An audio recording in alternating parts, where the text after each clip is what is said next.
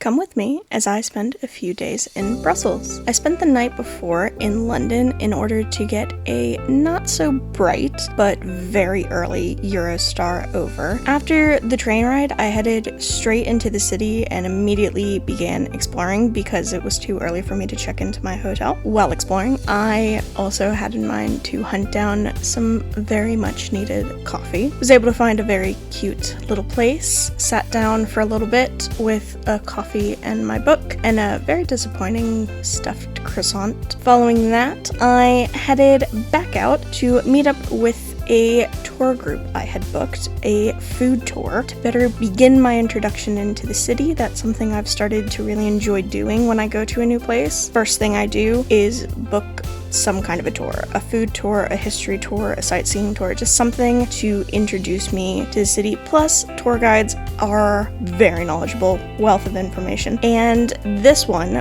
was no exception. His name was Daniel, and he was fabulous. He kept the energy up the whole time, and it was a long tour. He was super friendly, super energetic, full of wonderful recommendations around the whole of the city, loads of interesting trivia and history facts as well, really pointed things out to us that had nothing to do with the tour, but he just thought was interesting, so he was great. The tour itself was called Hungry Mary's Food Tour. I highly recommend it if you get the chance. It featured multiple chocolate tastings, which who's going to complain about that? A couple of beers as well, a lot of beer knowledge towards the end of it, which I didn't fully absorb, probably because I was too busy absorbing the beer. And some savory samplings as well. I don't think there was a bad thing on the tour, so I definitely recommend it if you're ever in Brussels. It's a lot of fun. The tour ended in a pub, which I stayed in for a little bit longer with a couple of the members from the group. Really nice people, super friendly, very chatty, and it was just nice. And after staying in the pub probably longer than I should have, I finally headed off to check into my hotel. This is the room I was staying in. Super simple, but also kind of modernishly sleek. I don't know if that's the right word for it, actually. I don't know what the right word for it is, but it got the job done, had everything I needed, and off to get some sleep after a very exciting first day in Brussels. My second day in Brussels started off the way, in my opinion, every day should, in a chocolate making class. We were taught about tempering chocolate, making ganache, creating pralines, excuse the pronunciation, florentines, and even made a hot chocolate out of leftover ganache. The instructor was very good, very clear, really explained how things could go wrong, what happens when they go right. A lot of in-depth kind of explanations, and it was also a lot of fun. I have a mini culinary background, not so much confectionery, so this was fun to kind of explore another side of it. Of course, at the end we got to walk out with a box filled with personalized chocolate-filled truffles that we made ourselves, which is never a bad thing. After the class, I decided, without a plan, to just explore the streets, take in some sights. If you can't tell from my footage, I have a serious appreciation for street art. I just love art and street art and graffiti and murals, and it's just beautiful and very expressive, and the work shown in Brussels is no exception. I really enjoyed walking around, seeing little pieces and bigger pieces. There were plenty to see on every street. After spending the rest of the morning getting lost in the city, I decided to stop for lunch somewhere that the tour guide from the previous day had actually recommended. It was pretty good, not my favorite, but I enjoyed trying something new, which is the whole point. Following that, I decided to spend my afternoon in where else but the Chocolate Museum. This museum was a lot of fun and really interesting to me because it walked you through not only the deep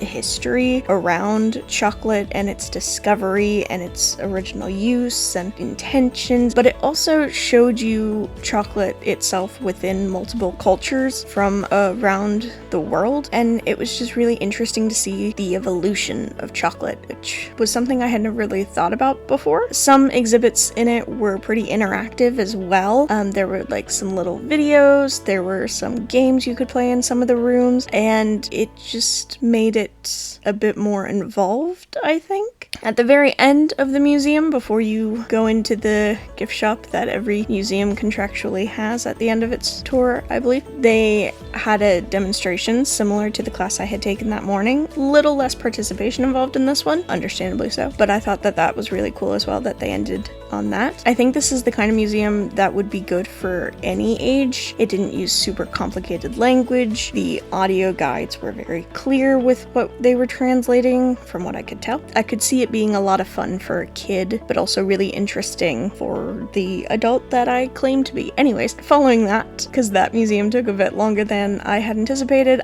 I just kind of continued walking around before I tired myself out and went back to the hotel. My final day in Brussels didn't start out with the best weather, especially for street exploring, so luckily I had already booked ahead of time entry to the Banksy Museum. As I've previously mentioned, I'm a very big fan of street art, graffiti art itself, but particularly street style, especially ones with such powerful messages and backgrounds to them like Banksy. The museum is a bit of a TARDIS in that it is much bigger on the inside than it appears so from the street, which I was not complaining about. There are multiple connected rooms that took you through a timeline of the infamous enigma artist mystery person that is Banksy. Some had short documentary videos associated with them to give you the background of the piece. Some had just little placards with speculations or locations or times, and it was just really interesting to see. And I also really enjoyed the layout of this museum. It was very open whilst still being intimate in a way. I don't quite know how to explain it. It was very different from any museum I had ever seen. And even if you're not like a Banksy fan specifically, I would still recommend it just because I think it's a bit of a different experience and a bit unique. And if it's not a good weather day, it's a really interesting indoor activity, I think. By the time I had gone through the museum, the weather had slightly improved, so I decided to, of course, do some more street exploring, while also starting to look for lunch. I stumbled on this place that seemed like it was new and within, I would say, maybe its first week of opening. I didn't